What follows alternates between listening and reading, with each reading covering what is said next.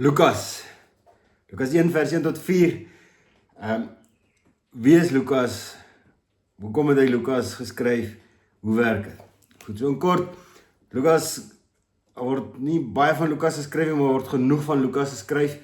En oor Lukas geskryf, sodat ons 'n baie goeie idee het wie hy is.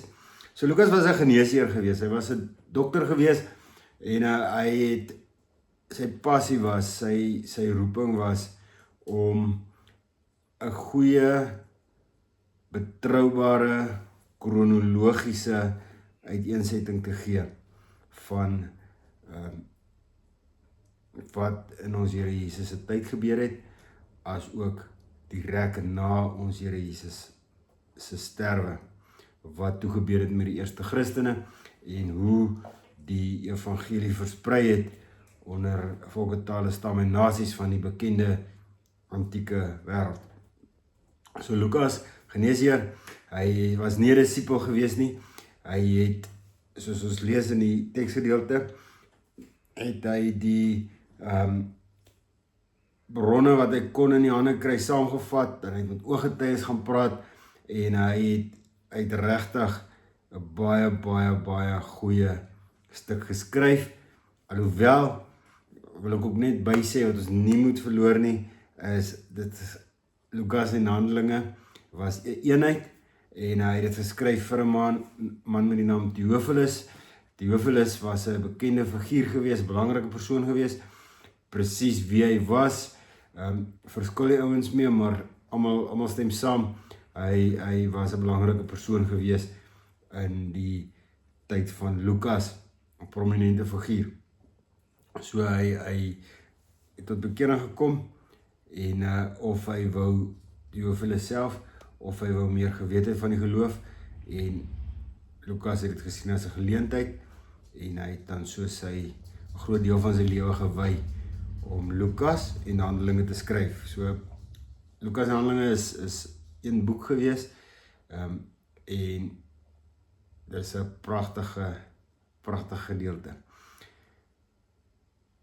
Hoekom is Lukas en Handelinge belangrik?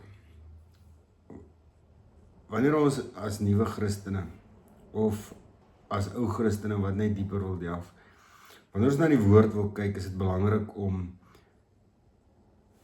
in diepte te weet wat aangaan. So ons het nodig om te verstaan hoekom ons Here Jesus aarde toe gekom het, wat hy gedoen het, hoe hy dit gedoen het. En Lukas skryf met 'n spesifieke hoek. Hy skryf met 'n spesifieke hoek, en as geneesheer, as geskiedkundige, as navorser, is dit, het Lukas regtig baie tafel toe gebring. So die hoek wat Lukas gebruik is die hoek van doen. Is 'n prominente lyn in Lukas, is doen. Hoe doen jy dinge?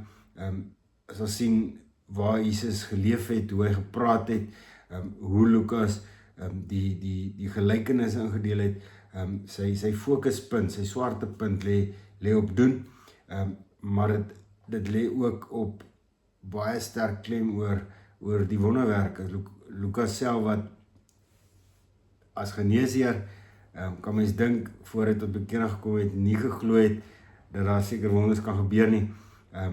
Lukas vertel in detail, vertel hy van hoe dit gebeur het, wat gebeur het, om te bewys daardeur dat ons Here Jesus Christus se doen anders is, soos hoër is, as wat ons dink, en ons kan doen. So hy let klem daarop, dat hierdie eie soortige tyd is, eie soortige gebeurtenis is, en dat Jesus is nie net 'n wonderwerker nie, Jesus is werklik seun van God. Sy dade wys dit, sy woorde wys dit, die geskiedenis wys dit.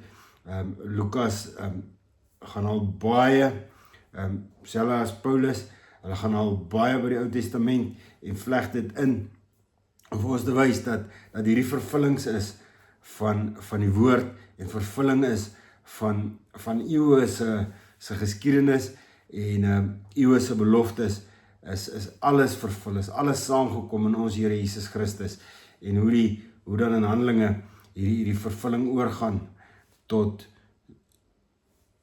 die kerk, tot 'n nuwe era, en dit is pragtig. So geniet Lukas saam met ons en mag vandag se stuk regtig vir julle diepe betekenis hê en mag dit julle honger gee om verder te delf in Lukas in. Baie dankie.